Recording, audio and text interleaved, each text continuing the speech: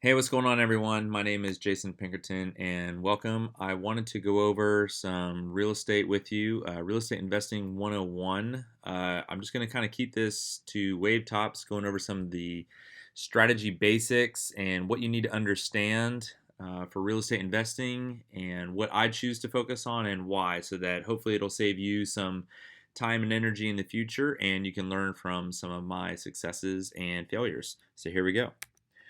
First, who am I? I am a retired Air Force veteran. I've been a real estate investor since, I guess you could say 2009, but really 2011.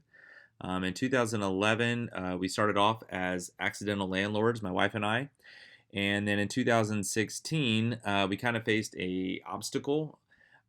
We had to move from our house and figure out what to do with it. And so I got really heavy into real estate investing, researching it and everything, and kind of became obsessed with it and went full all in, and then eventually started buying up a bunch of properties and failed miserably, doing a lot of things wrong, but doing a few things right. So I sought out a lot of knowledge, mentorship, and coaching, and decided I wanted to still continue to do this, but learned what to do right and what to do wrong, or rather, what not to do wrong. I really worked my tail off, trying out several different strategies, and eventually settled on a few that I really liked and leaned on from my own experiences and my mentorship to kind of guide me as to what I needed to do.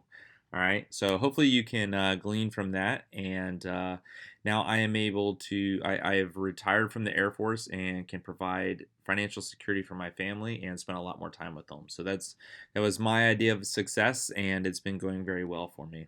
All right, so real quick, let me go over the four legs of the real estate table, as I call it. Basically, there's four key components of real estate, and the first one is basically financing. Some people call it carrying paper or notes, or it's a kind of a giant category, and you're probably familiar with it.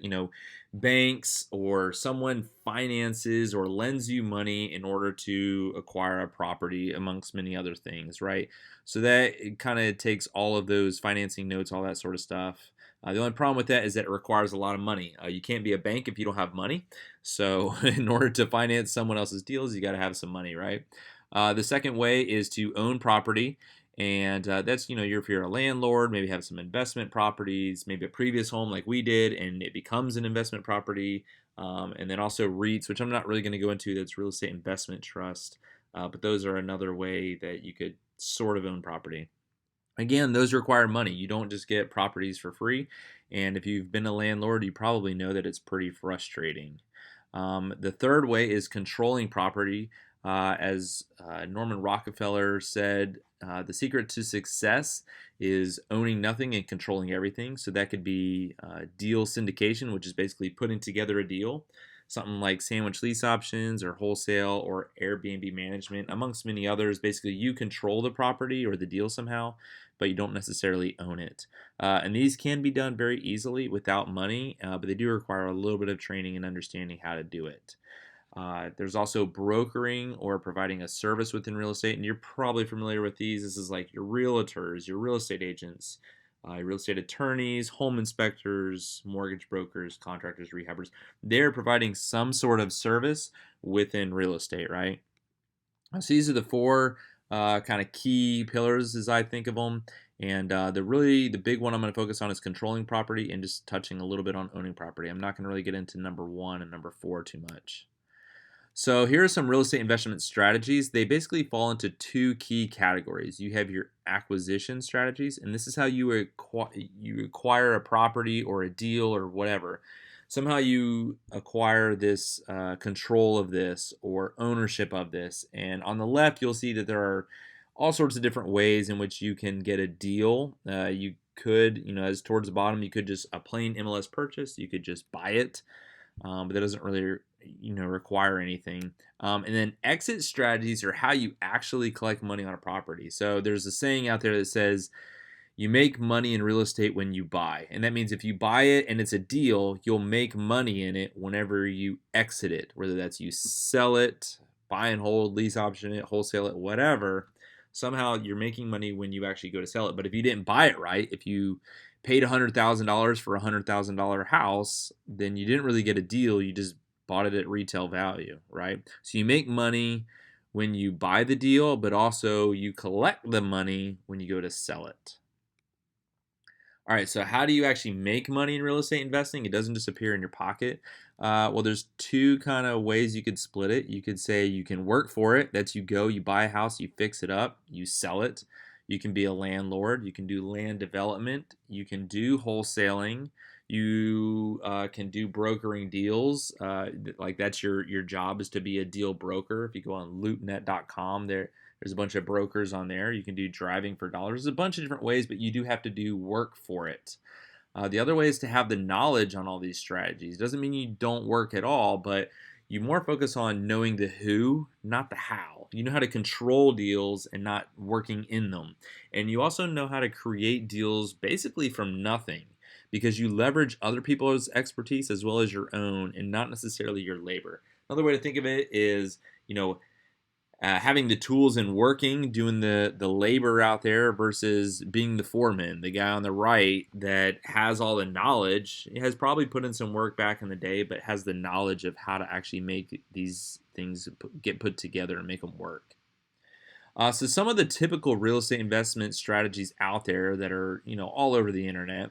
Wholesale is a big one. If you've ever seen those infomercials of how to buy houses, making money with no money of your own, that's probably one of the ways they're talking about. It's quick cash. So within a week to 30 days, you can get some quick cash. It doesn't mean it's easy, and it doesn't require much money to start. And it doesn't require a ton of real estate knowledge, but because it's not hard to start, the market is flooded with wholesalers. There's a lot of big wholesalers out there who know how to do all the right marketing, the WeBuyUglyHouses.com, that sort of thing. So, sellers know how to shop them and can just Google sell my house, and they're probably not going to come up with you. And one of the big cons is that their only offer is a lowball offer. Hey, I'll buy your house quick for, 60 cents on the dollar, meaning if it's worth 100,000, I give you $60,000. Well, that's not appealing to most people, just to a very select few that are really, really desperate. And they're one-trick ponies, so it doesn't really work for them. The other one you see all over TV is, like Flip This House on HGTV or whatever. And some of the pros there are some really big profits if done right. And it can be outsourced to contractors. You don't necessarily have to swing a hammer. And it helps the community, improve the value of the homes in that area. But the market is really heavy with a lot of rehabbers, and it probably always will be, but it does require a lot of your own money or someone else's money, and it is very easy to get the numbers wrong. As I've personally done in getting the numbers wrong, it can cost you tens and tens of thousands of dollars. And it usually takes several months, 3 to 6 months on average, to turn a profit. If you're in a hot market, you may be able to do it sooner, but there are some heavy holding costs of that as well. So you basically have to pay someone to hang on to that house. Just like a mortgage, you don't just get to get the property for free, right? And there's a lot of unforeseen repairs that you see all over the TV shows, like Flip This House or whatever. A lot of those that happens in real life, and it's not all joyous when that happens. Another way is buy and hold, and this is probably maybe like your parents or someone in your family did, where they basically bought some properties over the years, and they do generate some really good long-term wealth. They have great tax advantages, especially after 2018, and it doesn't require a ton of real estate knowledge. You just buy a house and then rent it out. But some of the cons are it's very easy to lose money over time. If you didn't buy it right or get the numbers right, it can be very draining to be a landlord and to pay out those repairs all the times. The profits are slow and they are long term, so it's not that it's necessarily bad, but it takes a long time to generate wealth. All right, and tenants don't really take care of your properties. They may sort of take care of it in some of the nicer homes, but the profits are slim. And then in the higher profit homes like Section 8 or something like that, subsidized housing, they don't take care of your property, so you get more money up front, but then you pay a couple $1,000s in repairs afterwards, right? So as you can see, there's quite a few cons that go with some of these if these are the main strategies, if you're doing one of them by themselves. So is there a better way? Well, I think so, and I've proven it and I've learned from others of how to do it. So I like to throw in the lease options, which is one that a lot of people don't focus on. So what are lease options and why are they an awesome tool? Well, it is a lease with the option or the right to purchase, aka rent to own as they're known in America. You have the legal right to purchase the house, and the owner cannot deny you that legally. You do not have an obligation to buy. You don't have to buy the house. You just say, hey, if I choose to buy it, I will buy it from you at this price. And they're very flexible in how they can be molded to do whatever you need to do as the investor.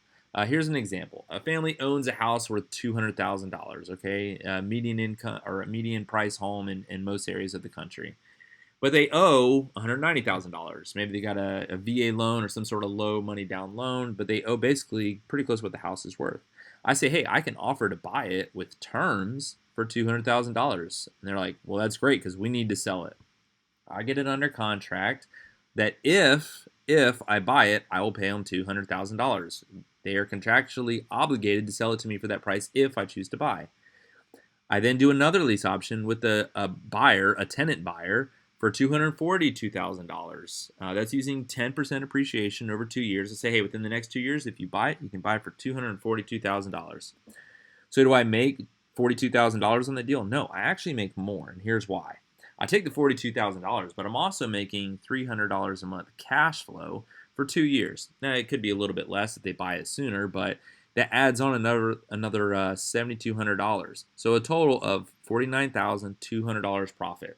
And how much money did I put into the deal? Well, most likely nothing. In most cases, I don't have to put any money down, right? So that's one of the things I love about it is I don't have to put any money into these. I just collect the money because I have the specialized knowledge. So some of the pros are it creates some great medium-term wealth, or each deal is 2 to 5 years on average.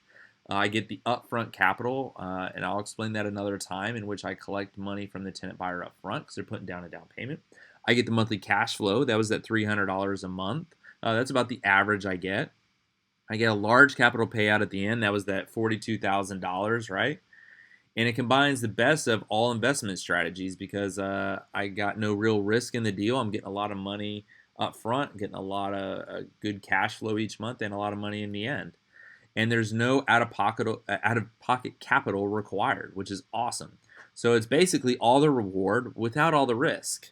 And any little bit of risk that there is passed to the buyers and sellers, and they're okay with that. And it's in the contract as to some of the minor risks that they may incur, but they're okay with it because they're getting what they really want, which is to either get into the house or out of the house. It creates a total win-win-win strategy. So I'm in the middle, I'm catching that win right in the middle, and the buyer and seller on each end. So that's why it's called a sandwich lease option a lot of times. Some of the cons are it does require specialized knowledge. It does take a little bit more training than maybe wholesale. Not quite as much training as fix and flip, but a little bit. And some investors do take a little bit longer to get started because of a little bit of fear. But that's all strategies, right? Any investment strategy you do, you're gonna have a little bit of fear there.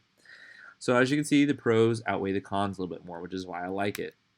So what am I saying no to? Well, I'm not saying lease options are the only way. They're definitely not. Not what I'm saying at all. Are the other strategies ineffective? No, they're not. They're actually very effective if you know how to use them right. And I'm not saying that the other strategies don't work. In fact, it's quite the opposite, and I'll show you here in just a second. So if you take an ugly house or a decent house or a really, really nice house, as you see on those three examples, or you take someone who is really in a tough bind. It's not necessarily about the house. Maybe it's a decent house, but they're in a pickle. All right, they have some sort of financial burden, bills, debts, foreclosure, something. If you are a one-trick pony, you're a wholesaler or a rehabber or something like that, or a buy and hold. It's either a deal or no deal. There's no in between, right? You can either offer them wholesale and 60 cents on the dollar, or you can't. Or you can offer them to rehab it, or you can't. Well, that bottom right one there, that house is really nice. There's no rehab needed, probably, right? So it's not a deal.